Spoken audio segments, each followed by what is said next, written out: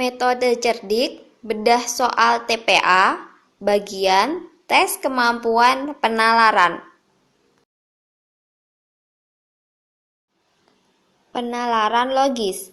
Penalaran logis disebut juga silogisme. Tes penalaran logis merupakan suatu tes yang menguji kemampuan dalam menarik kesimpulan dari beberapa premis atau pernyataan yang ada menggunakan prinsip logika. Contoh soal dan pembahasan untuk tes penalaran logis. Perhatikan contoh berikut. Jika wajahnya memerah, maka ia merasa malu. Dengan demikian, A. Ia merasa malu, maka wajahnya memerah. B. Ia tidak merasa malu, maka wajahnya tidak memerah. C. Wajahnya memerah, maka ia tidak merasa malu. D. Wajahnya memerah atau ia merasa malu. E. Wajahnya memerah dan ia tidak merasa malu.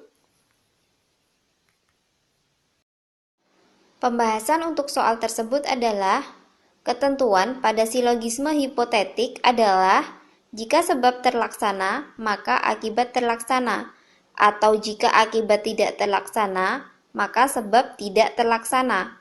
Maka, jawaban yang tepat adalah ia tidak merasa malu, maka wajahnya tidak memerah. Jawaban yang tepat adalah B. Penalaran analitis. Tes penalaran analitis merupakan tes yang digunakan untuk mengukur kemampuan membaca, mencerna, menganalisis suatu informasi, baik dalam bentuk teks maupun paragraf, serta memanipulasi informasi atau data tersebut dan menarik kesimpulan dengan menggunakan penalaran yang bersifat analisis. Contoh soal dan pembahasan untuk tes penalaran analitis. 6 mahasiswa yaitu A, B, C, D, E, dan F masing-masing akan presentasi di depan kelas. Masing-masing hanya akan maju ke depan kelas satu kali saja dan dengan urutan sebagai berikut. C akan maju pada urutan keempat atau terakhir. D akan menjadi pembicara ketiga setelah A. B akan maju sebelum C. F akan maju sebelum D. Dari urutan berikut ini, yang memenuhi persyaratan tersebut adalah A, E, F, A, C, B, D. B, A, F, C, D, B, E. C, E, F, A, B, D, C. D, B, A, F, E, D, C.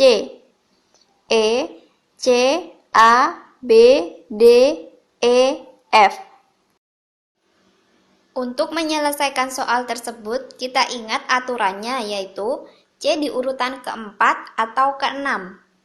D terletak sesudah A dengan jarak 2 orang. B pasti sebelum C dan F sebelum D. Dari pilihan jawaban yang ada, pilihan A salah karena B sesudah C.